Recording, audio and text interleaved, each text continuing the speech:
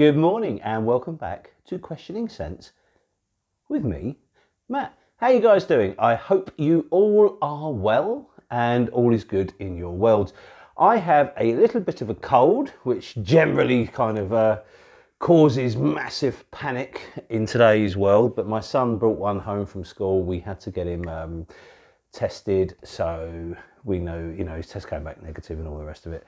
So it's, it's just a cold. I've still got my sense of smell, my sense of taste. I have no temperature, I have no long cough or anything like that. So a little bit of a cold. Weather here is great. It's a beautiful, fresh autumnal morning. Lovely. Done the school run.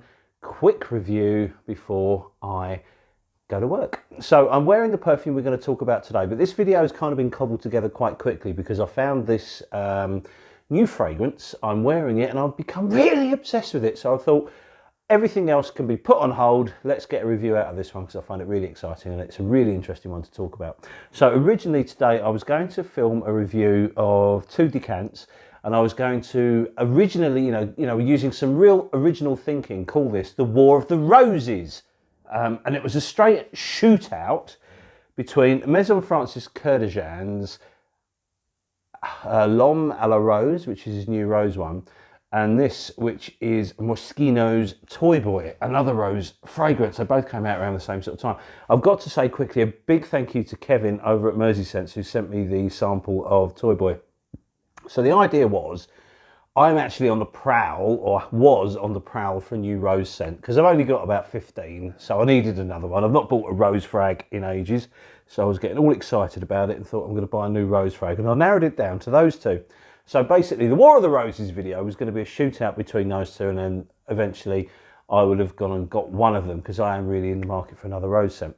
Then something happened. Out of the blue, in one of my Facebook groups, a super cheap deal came up and I pounced on it and I had to get it, and that has now become my new rose fragrance. So we're going to be talking about that one today. Now it's one that I didn't really have the budget for at this precise moment, but because the deal was so good it changed everything. So the War of the Roses will probably still happen as a video. I'll be intrigued to get my thoughts on comparing these 2 across to you guys, but today we're going to be talking about this one, which is Ormonde Jayne's Rose Gold. Beautiful scent, and it's extremely expensive, but I managed to get it for an absolute steal. This is a 50ml bottle. As you can see, there's about 5ml come out of it. This retails at £225 plus for 50ml. I got it for an absolute fraction of that, and it probably is one of my best deals that I've ever got. So there was no way I was going to pass up the opportunity to get this beautiful fragrance. So that's what we're going to talk about today, and this is Ormonde Jayne's Rose Gold. Rose Gold. So let's get into it. Okay, Rose Gold came out in 2016 from the house of Ormonde Jayne. Now, I'm not entirely sure who the nose is. Now, obviously, in the other Ormonde Jayne videos, we've talked about Giza Schön, who worked with Linda Pilkington at Ormonde Jayne for quite a long time and made some fantastic fragrances. But I'm not too sure if this is one of his or not. But this is amazing. So what we'll do now is I'll have a little look at the notes. And then obviously I'm wearing it at the moment. I've worn it for the school run. I'm going to have a quick shower and then I'm going to reapply it and wear it to work because I'm absolutely obsessed with it at the moment. Okay, so excuse me. As I say, this came out in 2016 and we have to look at this perfume like a play. It's an act. It's a play of 3 acts, shall we say. Such an intriguing fragrance, such a wonderful composition, and such an intriguing journey frag. It really does take you all over the place with lots of little twists and turns, which we will get into. So, if we look at the notes, you'll get a bit of an understanding how this is a rose oud that's like no other rose oud that I own.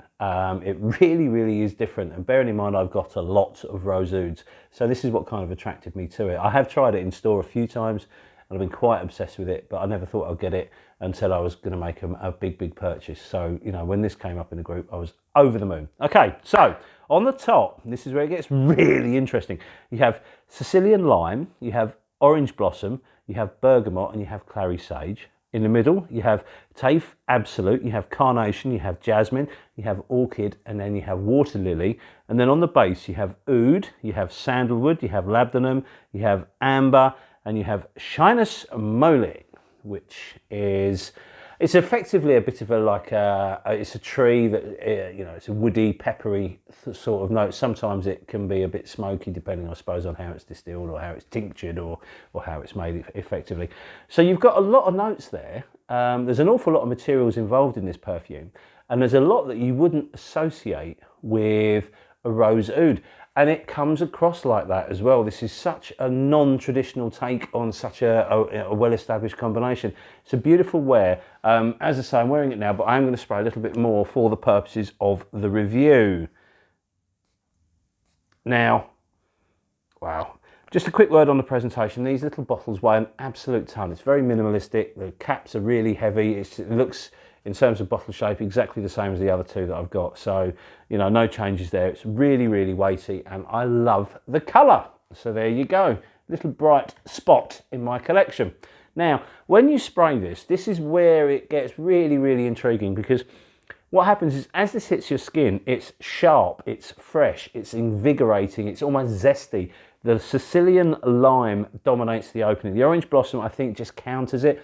Bergamot is very, very apparent. The sage, I think, just brings a little bit of bitterness across the whole proceedings. But this does not open like any other rose oud that I've got or have ever tried, because it's all about fresh citrus. It's zingy. It's really, and I've said invigorating already, but it really is. It wakes you right up, and you're like, wow, woof, sharp, bang. It's just a rude awakening. And then it's almost like the rose has sharpened its elbows and it starts barging its way into the proceedings, and then this little warm start of a rose starts to appear on your skin. And this is like the first act. It's this citrus bomb that awakens the world as it hits your skin. This is definitely the first part of the show. And it's lovely. It's really, really good. It's just, I think it's so clever because you do not know what's coming. And that, obviously it's a rose oud, so all these components, all these, materials are going to start to shine at some point, but you just don't know when.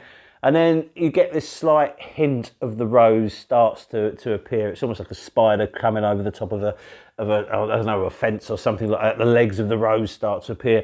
And the rose, when it does appear, is very lush. It's deep, it's rich, but it's still quite fresh. The zinginess rather, from the opening kind of slowly holds the baton and then slowly passes it over into this relay race of a perfume.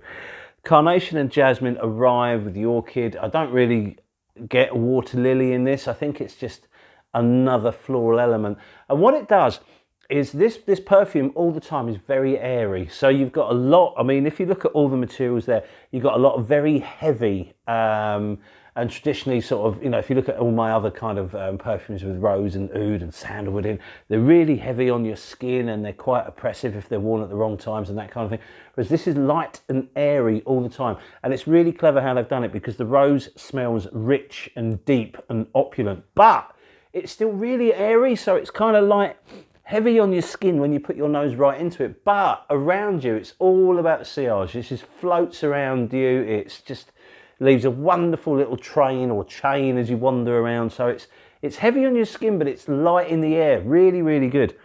And then as this second part of the act starts to manifest, it becomes very much more of a traditional rose, but with this sharp, citrusy vibe behind it to make it just a little bit lighter than it possibly would be.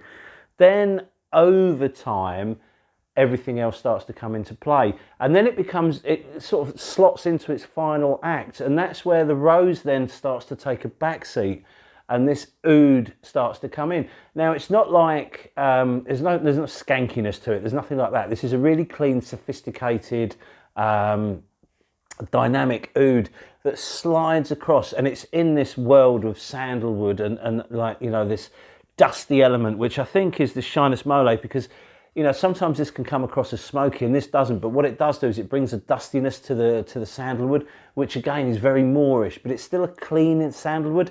At this stage, the rose is present, but it's not dominant. It just sits in the background to give a rosy kind of feel.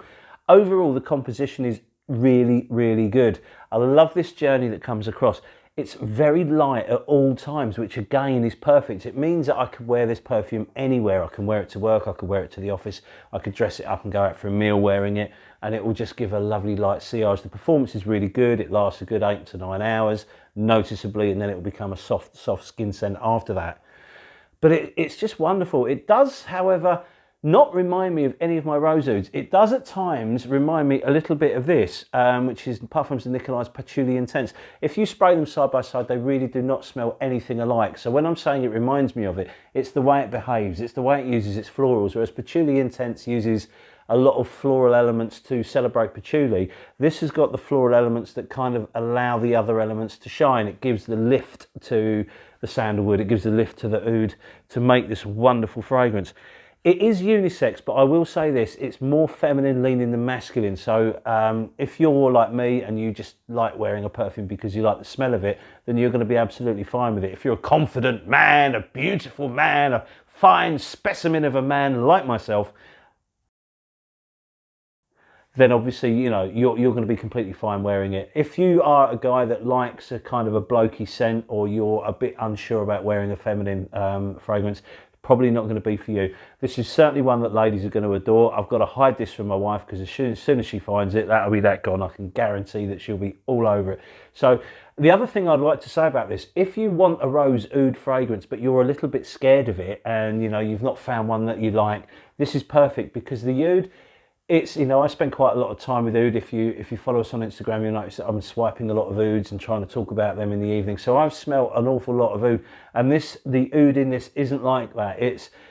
It's a bit, I suppose, the only way I could describe it to give you an olfactory picture of it would be, it's a bit like the oud in Tom Ford's Oud Wood, if you know what I mean. It's safe, it's non-intrusive, it's non-skanky, it's got no edges there. So this is the perfect kind of fragrance for those of you that want to have a rose oud, get an idea of a rose oud, but don't particularly like oud. This would be perfect. But the rose in this, the Taif rose, is gorgeous. It's such a beautiful example of rose, and I just think it's amazing.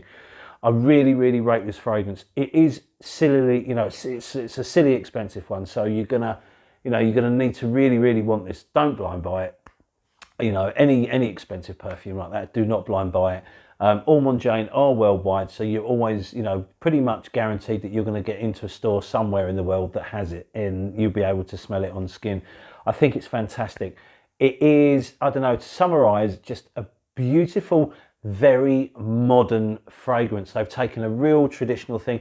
You know, Attars have used this kind of sweet rose for centuries, and this is kind of almost like taking a classic sweet rosy attar and making a really modern composition out of it. But it's not too sweet because you've got all these sharp kind of almost bitter citruses blending in. A really interesting wear, and as I say, one that takes you on a real journey. Very, very opulent. It smells incredibly expensive, and the wearer will therefore, I think, just smell really sophisticated when they're wearing it. Beautiful fragrance, and one that I highly recommend that you sample. I'm so glad I've got this in my collection, and I'm a bit concerned that it's only a 50ml bottle and I've got the urge to wear it all the time, which often happens when I get a new fragrance. I'm sure it'll be back with the others at any given point, you know, in the future. But I'm really, I'm just loving it at the moment. So yeah, there you go. So here we go. My final saying on Ormonde Jayne's Rose Gold. Beautiful, sophisticated, modern fragrance, and a fantastic wear, especially for those that don't mind a slightly feminine perfume. Anyway, thank you very much for your time, guys. There will be more from me and Rich very soon. I hope you're well. Any questions with regards to this, then hit us up on Instagram or ask us a question below, and we will be more than happy to answer it. Anyway, thank you very much for your time. Cheers and bye.